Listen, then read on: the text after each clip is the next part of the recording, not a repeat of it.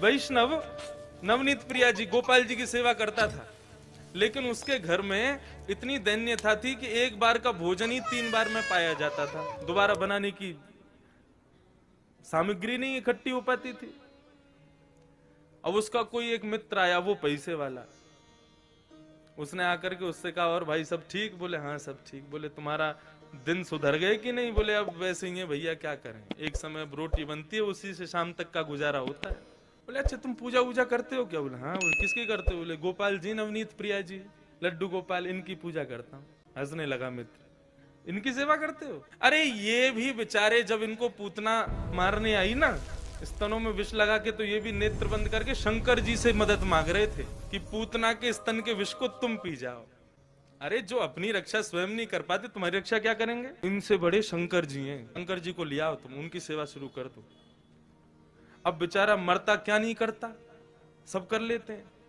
शंकर जी ले आया दूसरे दिन, और नवनीत प्रिया जी लड्डू गोपाल जी को दूर एक जगह टेबल पर बिठा दिया। बोले तुम्हारी सेवा अब हो गई, तुमने तो कुछ किया नहीं, अब इनकी करेंगे हम। अब शंकर जी की पूजा उसने शुरू कर दी।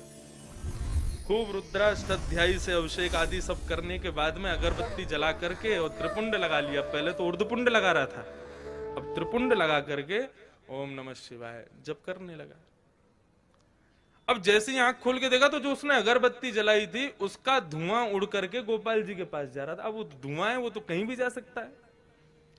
अब जैसे ही गोपाल जी के चारों तरफ उसने धुआं देखा तो ठाकुर जी के पास जाके क्या बोलता है, इतने वर्षों से सेवा कर रहा था, तब तो मेरी नहीं सुनी, आज दूसरे किसी को ले आया तो चिढ़ के मारे उसकी अगरबत्ती भी खुद ही सूंघ रहे। ठाकुर जी को बोला तुमको यहाँ बैठने ही नहीं दूंगा, अलमारी में बंद करूंगा। जैसे ही ठाकुर जी को इस भाव से उठाया, ठाकुर जी प्रकट हो गए वहां पर, चरणों में गिर पड़ा। बोले महाराज आपने आज तक मुझे दर्शन नहीं दिए, शंकर जी के आती दर्शन कैसे हो गए? बोले देख ये भेद बुद्धि मत रख, मुझ में शंकर जी में कोई भेद नहीं है, और शंकर जी आए इसलिए दर्शन दिए ऐसा भी नहीं है।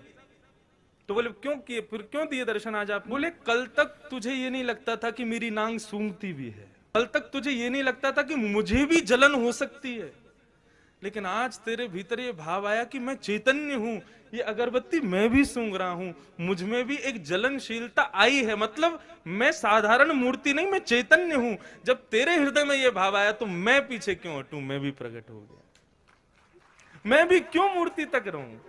जब तू ही मुझे इतना ऊपर पहुंचा चुका है तो मैं भी प्रकट हो गया। तो ठाकुर जी का दूसरा स्वरूप भागवत कहती है।